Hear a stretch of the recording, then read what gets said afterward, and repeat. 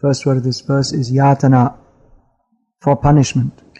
So this is a well-known word in Indian languages such as Bengali or Hindi.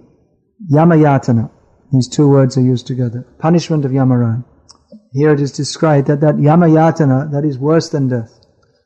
Sometimes people suffer so much they would think, I would prefer to die. Sometimes people are suffering so much pain that they think, let me commit suicide.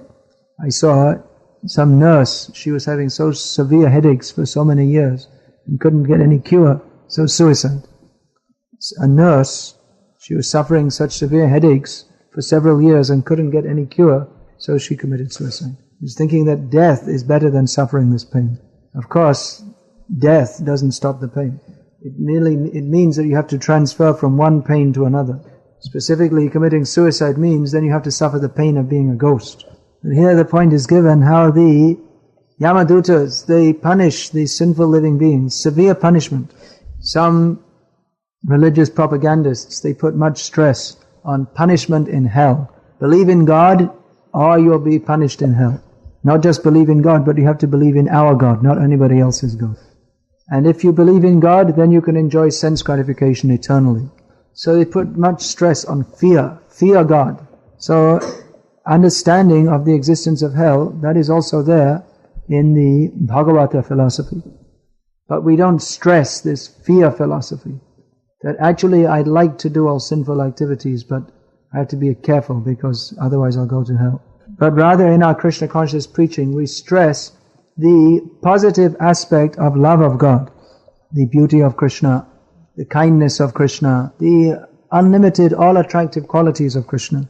Ananta Kalyana Guna Sampanna. He is described as being possessed of unlimited qualities which are all for the benefit of all living beings. However, it is a fact that if you don't become attracted to Krishna, then this is the result. We should be aware of this, that people are suffering and they are preparing to themselves to suffer more and more and more. And we should also be aware. Mrityu sangsara vartmani shadadhana purusha dharmasyasya parantapa aprapyamang nivartante mrityu sangsara vartmani. That if we don't take up Krishna consciousness with full faith in Krishna, then we simply back into the cycle of birth and death. The cycle of birth and death means kabu matte kabu shage narakeba kabu. Sometimes we'll be born on earth, sometimes we'll be born in heaven, and sometimes we'll be born in hell. We should be aware that material life is one of intense suffering. This we should understand from hearing from Shastra and by observing this material world. We have to observe the material world through the eyes of Shastra. Otherwise the tendency is to be illusioned. Just like during the winter season, we may be thinking, well, this material world is miserable, it's always cold. But then when the summer comes, we may think, well, actually this material world is very nice. We can go swimming, sunbathing. Maybe they have in Russia. We can go for a nice boat ride on the Moscow River. Very nice, this material world. It is not nice. This is the illusion of Maya. Oh, just you enjoy. Oh, smash. Janma mrityu jirabhi. Suffer.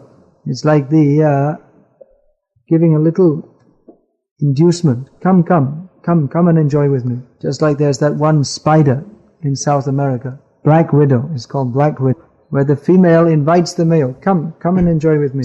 Then when she has her desires fulfilled, she eats the male.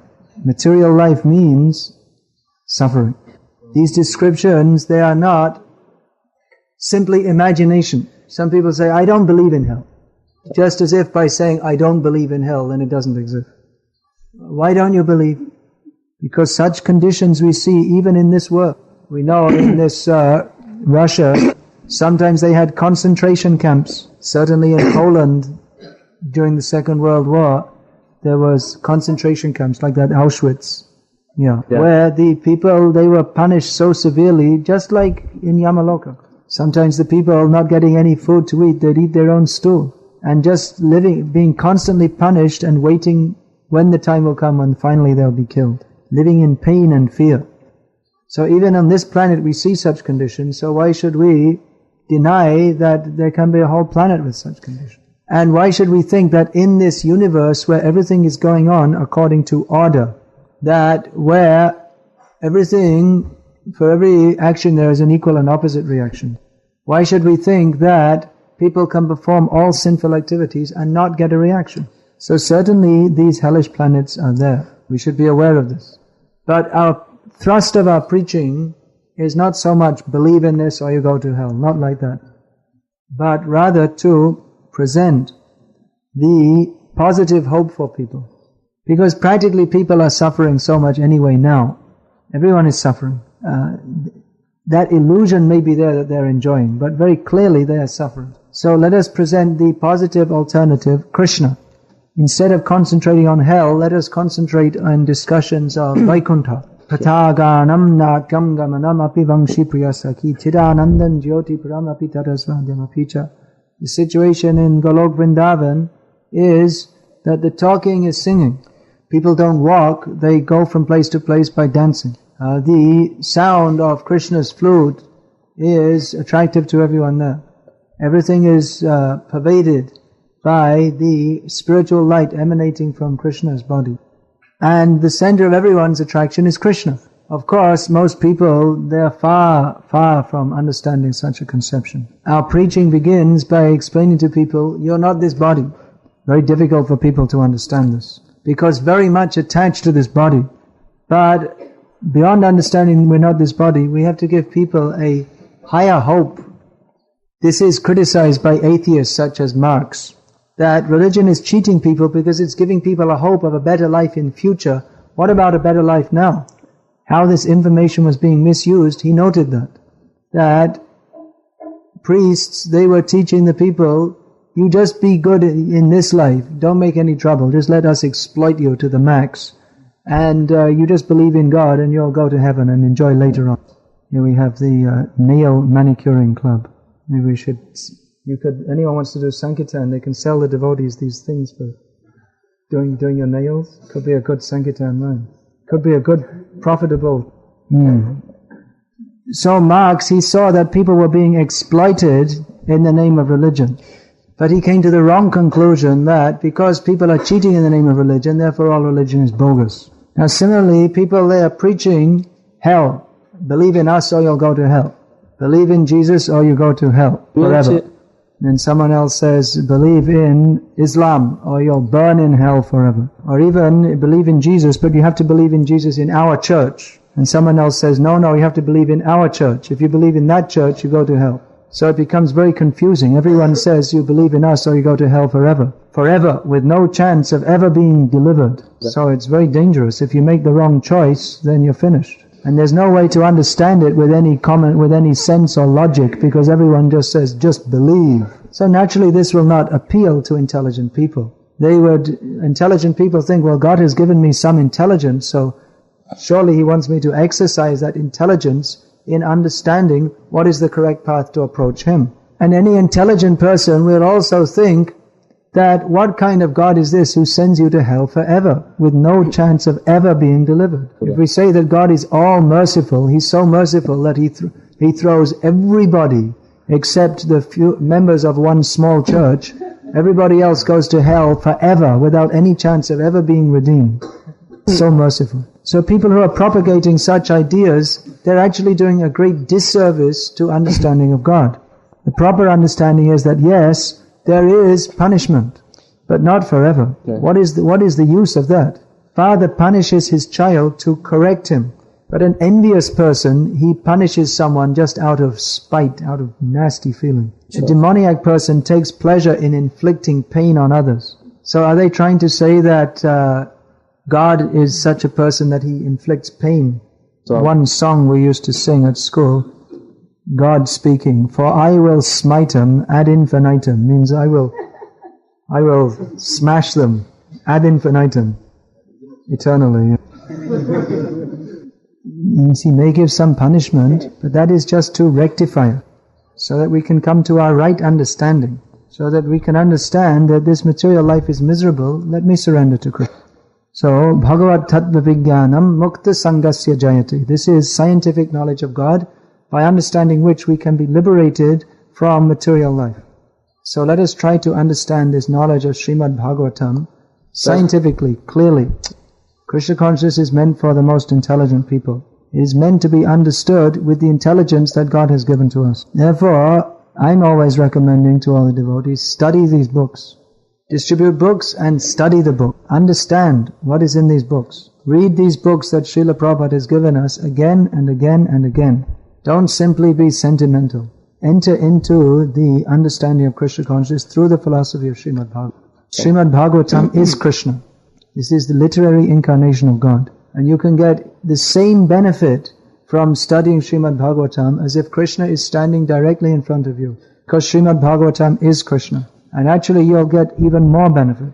Because if you stand in front of Krishna, you don't understand who he is. But when we read Srimad Bhagavatam, then the knowledge is given to us to understand who is Krishna. Hare Krishna. Is there any question? No, by suffering you don't get rid of the seeds of sinful desire.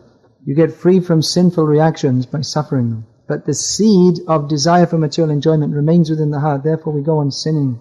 Processes such as karma, jnana and yoga, they may suppress the sprouting of the seeds of material desire. But only the practice of devotional service to Krishna destroys the seeds. Kichit kevalaya bhaktya vasudeva prayana aghangdhan vanti katsnena niharameva bhaskara. This is described in the 6th canto of Bhagavatam, that only the practice of pure devotional service destroys the material desires from the root. No, he's not free. It means that those desires, they have become very much suppressed, so much so that they have been overcome. Therefore a person is liberated. They've been overcome, but the higher desire or the natural desire of the soul to serve Krishna has not been developed. So the living being cannot live without desire. Desire is concomitant with consciousness.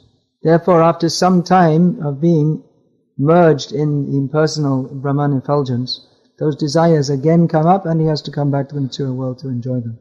That is described as avishuddha buddhi. Yenye ravindaksha vimukta maninas tvayasta bhavat avishuddha buddhaya. Lord Brahma, he analyzes that those who think themselves liberated but who don't take shelter, who don't develop their devotion to her, they are not properly liberated. They are described as having avishuddha buddhi, means that their intelligence has become purified. Their intelligence is purified, but it's not completely purified. Please. We know that Srimad Bhagavatam is a literary incarnation of God, but how we can then describe other scriptures? How can we? Describe other scriptures as you also literary incarnations. Srimad Bhagavatam has a unique position. All of the Vedas, they are not different from Krishna, as they have emanated from his breathing. Nevertheless, the Srimad Bhagavatam has a unique position. Just as Krishna is all pure, so the Srimad Bhagavatam is all pure. Other scriptures, they may indirectly point us towards God. But the Srimad Bhagavatam directly describes Krishna and pure devotional service. In one sense, everything is non-different from God. But there are gradations also. We are also not different from God in one sense. We are parts and parcels of God. But we are vibhinangsha. We are separated parts and parcels. Whereas the Vishnu Tattva forms, they are shvangsha. They are directly God himself. So all the Vedic literatures, they are meant for understanding God. But Srimad Bhagavatam is most important because it directly presents, here is God, Krishna. One question then. It may be. You can't say in every case. That's described here in the text, that the living entity is punished, he's carried along just as the criminal is taken by the constables of the state. So the purpose of the police arresting and punishing someone is that he will come to a better understanding that he shouldn't do this. So in the same way, with Yamaraj's punishment. One question here. I'm going to translate that into Russian. Who becomes the Yamadut? What do you have to do to become a Yamadut? So you have to offend the Vaishnavas, then you can become a Yamadut. We don't recommend it. Some other questions. If one gets the reactions in the present life for his sins in this life, does it mean that he will not suffer in hell for these things? Well, why do you presume so many things? Why does he presume so many things? Presume means... We are under the control of the laws of material nature. We get our suffering as it comes to us. We don't choose it. Some question. It is said that the only price to get devotional service is a great eagerness, great desire to get it. So how one can change his desires for desires to serve Krishna? That verse that describes that says that somehow or other, says very rarely attained, but somehow or other, if you can get that eagerness, get it. Therefore we have chanting, dancing, prasadam, association with devotees, so many things. Anything which inspires us, take it up. Questioner. Now, he may not understand that he was suffering in such a way, but he goes on suffering. Those who are sinful, it's not that all their suffering, generally their suffering is not cleared away just by hellish suffering in hell. They go on suffering hellish suffering in this life again. So that experience of suffering is there. And when they hear the description from Shastra as given by sadhus, then they can understand that this is the situation of the material world. Or even some people, even just by their own introspection, they can understand. An intelligent person will ask, why am I suffering in this material world? If you're born in an advanced culture, then you'll understand that this suffering is going on life after life. Just like even Kamsa and Hiranyakashipu, they were demons, but because they were born in such a culture where such ideas were promoted, then they knew that we're life after life, we're taking different bodies. Another question. Can one attain liberation on hellish planets, and can one perform devotional service on hellish planets? Generally, no. Devotional service can be performed under any time, place or circumstance. Can. But generally, devotional service is not going on in the hellish planet. Yamaraj, he is performing devotional service. His devotional service is to govern the heaven-hellish planet. The story is there in Nrsimha Purana, how one time Narad Muni came to the hellish planets and got everyone to chant the holy names, by which they were all liberated from their suffering. So if you're in hell and you start to perform devotional service, then you're going to get delivered from that anyway. But people are in the hellish planets because they have no inclination to perform devotion. And such people, even if given the opportunity to perform devotional service, they're not at all inclined to do it. They'd rather suffer. You see, we're preaching here, we tell people, why live this miserable life, working in a factory, smoking, drinking? Even here, in this world, we see the devotees are very happy, and the non-devotees are living a hellish life. They're suffering, but they don't like to come. That is their bad inclination. Alright, one more question. Why Yamaraj is in association of Yamadutas, who are offenders to Vaishnavas? He's not exactly associating with them. He's governing them. Just like Lord Shiva, he is Bhutanath. He's overseeing the ghosts. That doesn't mean he's on the same level as the ghost. Prahlad Maharaj and later on Bali Maharaj were living among the demons. It doesn't mean that they're of demoniac mentality. That's why Yamaraj was actually very happy when he got cursed and he became Vidur, because he could come to this world and associate with